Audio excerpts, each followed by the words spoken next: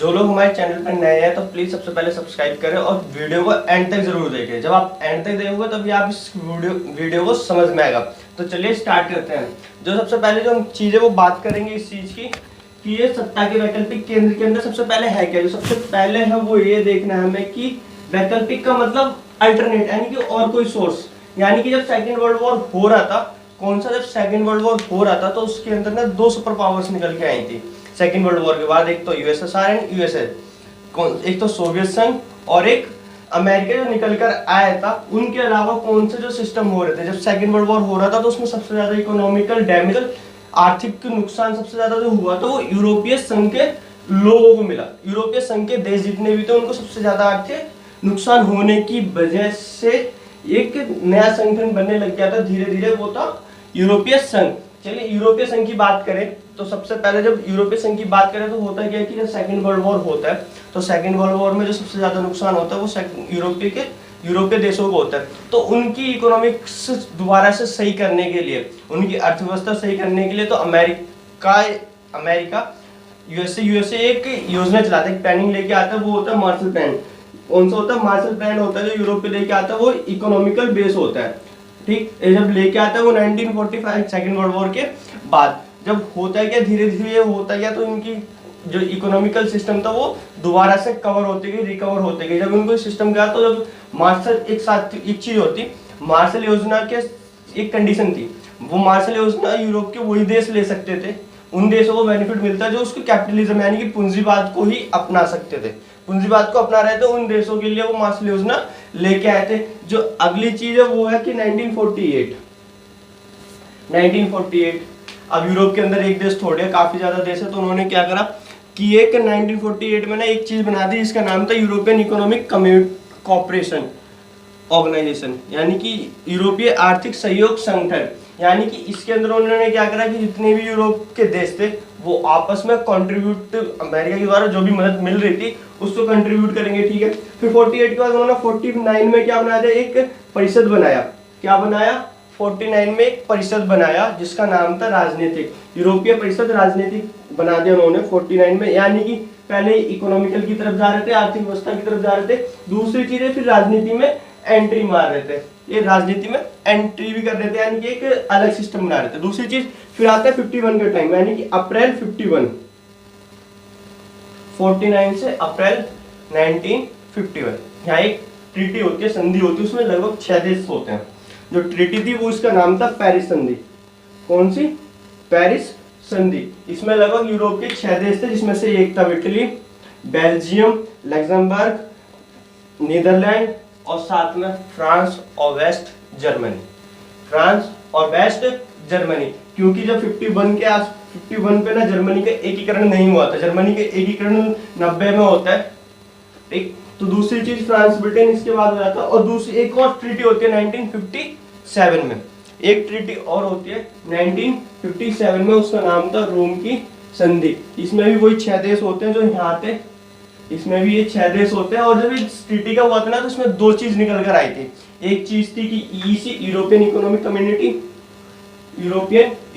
Community निकल के आई थी, और एक यूरेटम निकल के आया था। यूरेटम मतलब यूरोपियन एटॉमिक एनर्जी वाला सिस्टम, यूरोपीय एटॉमिक वाला निकल के आया था। दूसरी चीज, अब जब इसको धीरे धीरे वो आगे बढ़ा रहे थे तो ये कहीं ना कहीं सिस्टम में आ रहा था कि वो सबको एक साथ लेकर आ रहे थे। तो यहाँ पे एक चीज आई थी 1973, जो डेट आती है 1973 आती है डेनमार्क, आयरलैंड और ब्रिटेन। डेनमार्क, आयरलैंड और ब्रिटेन ने यूरोप की सदस्यता ली, यूरोपीय सदस्यता हासिल करी थी। ठीक, दूसरी चीज फिर 79 में हुआ था इनका संसद का पहला प्रत्यक्ष चुनाव, संसद का प्रत्यक्ष चुनाव। यहाँ पे जब 1957 की बात हो रही थी ना, इन्होंने एक अपने पार्लियामेंट के लिए भी सोचने लगे, यानी बना लिया था,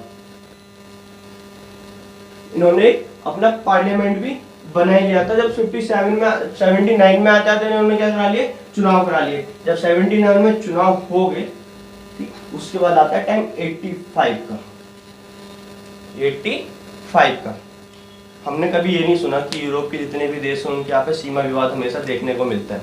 बहुत कम, ना के रेयरली चांस आते हैं जिसमें देखने को मिलता है।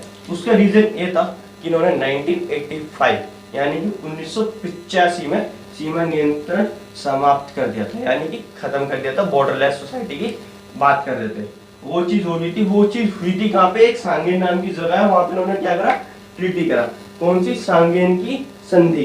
ठीक, जब ये 85 हो गया तो टाइम आता है 1990s का, यानी कि जर्मनी का एकीकरण 1990s का। और फिर एक आती है 1991 में, हमने एक चीज सुनी थी 1991 में, एक चीज पढ़ी है सेकंड चैप्टर के अंदर कि संयुक्त सोवियत संघ का क्या होता है, विघटन हो जाता है। सोवियत संघ का विघटन हो जाता है। जब विघटन होता है तो क्या होता है, 1992 में मास्ट्रिक्ट संधि पर हस्ताक्षर करके औपचारिक रूप से यूरोपीय संघ की क्या कर दी जाती है, घोषणा कर दी जाती है। ये था यूरोपीय संघ का टाइम पीरियड। अब इस चैप्टर में आगे देखेंगे, वो देखेंगे यूरोपीय संघ एक प्रभावशाली संगठन किस प्रकार से। जी हाँ, यूरोपीय संघ एक प्रभावशाली संगठन किस प्रकार से वाला जो क्वेश्चन है वो बोर्ड में कई बार आया हुआ है और रिपीटेड क्वेश्चन है। रिसेंटली भी देखने को मिला था और पिछले, जब आप लास्ट ईयर के क्वेश्चन पेपर भी देखोगे तो उसमें वाला क्वेश्चन जरूर मिलेगा। तो डिस्कस करते हैं कि यूरोपीय संघ एक प्रभावशाली संगठन किस प्रकार से। तो सबसे बड़ी चीज़ करेगी, हमने जो 1992 में मास्ट्रिक्ट ट्रीटी कराई थी उसके आधार पर यूरोपीय संघ बना, लेकिन उससे पहले उनकी यूरोपियन इकोनॉमिक कमेटी, यूरोटम, ठीक, उसके बाद राजनीतिक परिषद, ये सारी चीज़ें बन चुकी थी। लेकिन जब इन्होंने यूरोपीय संघ बनाया 1992 में, तो उन्होंने कुछ चीज़ें लेके आए थे प्रभावशाली बनाने के लिए, जैसे कि ये खुद का झंडा लेके आए अपना, ठीक है। दूसरी चीज़, ये अपने लिए एक गान भी लेके आए थे, इसे राष्ट्रगान के तौर पे भी जाना जाता है, दैट्स कॉल्स ऑटोजॉय। जो इनका झंडा था उसकी जो खासियत थी वो थी उसके अंदर 12 सितारे थे। कितने, 12 सितारे थे उसके अंदर। उन 12 सितारों में 12 सितारे थे और 12 वो गोल्डन कलर के थे, ठीक। दूसरी चीज़, इनका खुद का स्थापना दिवस भी है और एक इनकी अपनी जो मुद्रा है यूरोपीय संघ की, उस मुद्रा का नाम यूरो है। यूरो इनकी मुद्रा थी, सिंगल करेंसी है जो सारे देशों में चलती थी। लेकिन हाँ, इस पर भी एक चीज़ हो चुकी थी कि इस यूरो मुद्रा को जितने भी यूरोपीय के देश थे उन्होंने एक्सेप्ट नहीं करा, जिसमें से मुख्यतः जो देखने को मिलते हैं वो होते हैं स्वीडन और डेनमार्क। स्वीडन जो डेनमार्क है वो इस चीज़ को एक्सेप्ट नहीं करते। स्वीडन डेनमार्क एक चीज़ और है, उसको भी हस्ताक्षर नहीं करे, तो वो होती मास्ट्रिक्ट ट्रीटी, ठीक, मास्ट्रिक्ट संधि। एंड देन उसके बाद जो सबसे ज़्यादा इनको प्रभावशाली बनाती है वो इनकी सुरक्षा और विदेश नीति। जो इनकी सुरक्षा और विदेश नीति है वो साझी विदेश नीति है। कई बार ये चीज़ हो जाती है, लेकिन कई बार उल्टा भी देखने को मिला है कि जो इनकी सुरक्षा और विदेश नीति है वो एक दूसरे के विरुद्ध भी हो जाती है, ठीक। और सबसे बड़ी चीज़ है कि 2005 के अंदर जो यूरोपीय अर्थव्यवस्था थी वो दुनिया की सबसे बड़ी अर्थव्यवस्थाओं में से एक थी, ठीक। और इसी तरीके से जब 2016 की बात होती है तो दुनिया की सबसे दूसरी अर्थव्यवस्था थी, जिसके जो इनकी जीडीपी था वो लगभग 17,000 अरब डॉलर का था। 17,000 अरब डॉलर की जीडीपी थी इनकी। देन उसके बाद अगर इनकी हम सैनिक की बात करें तो इन सैनिकों में सबसे बड़ी बात है कि इनका जो अमेरिका के बाद जो रक्षा बजट है वो सबसे बड़ा इनका रक्षा बजट है। देन उसके बाद इनके पास सबसे ज़्यादा एडवांस टेक्नोलॉजी वाली सेना है, ठीक, और दुनिया की सबसे बड़ी सेना है। ये सारी चीज़ें उसको प्रोवाइड कराते हैं। एंड देन उसके बाद यूरोपीय संघ के जो देश हैं उनके पास परमाणु हथियार भी है। लगभग माना जाता है इनके पास 550 के आसपास परमाणु हथियार हैं, ठीक। उसके बाद जो बात करें कि हम अंतरिक्ष वगैरह की बात करें, टेक्नोलॉजी की बात करें, तो यूरोपीय संघ के जो देश हैं और यूरोपीय संघ है वो अंतरिक्ष विज्ञान में भी काफ़ी बढ़िया, दुनिया की सेकंड नंबर पे आती है, ठीक। क्योंकि इन्होंने कई सारे अपने स्पेस मिशंस करे हैं। स्पेस मिशन के बाद इन लोगों के पास टेक्नोलॉजी भी काफ़ी ज़्यादा बेटर बनती गई है।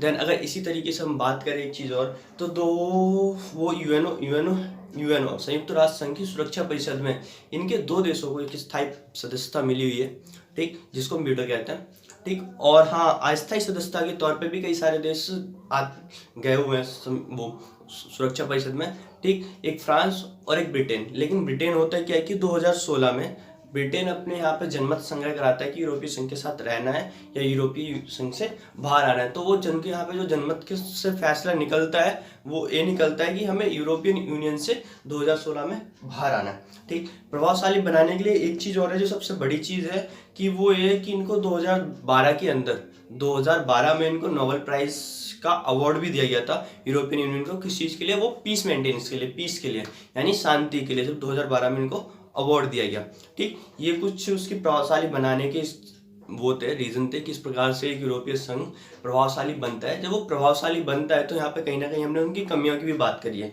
कि किस प्रकार से वो कमियां भी उनकी उजागर होती है। जैसे कि हम बात करें कि कमियों की बात करें तो वो होते हैं कि डेनमार्क और स्वीडन, जो डेनमार्क और स्वीडन है वो क्या करता है, यूरोपीय मुद्रा को नहीं मानता और मास्टिक संधि पे भी क्या नहीं करता, साइन नहीं करता। देन इसी प्रकार से जब अमेरिका ने इराक के ऊपर हमला करा था तो ब्रिटेन साथ आया था और जर्मनी अलग थे उनके साथ, ठीक। इसी प्रकार से बात करें तो मार्गरेट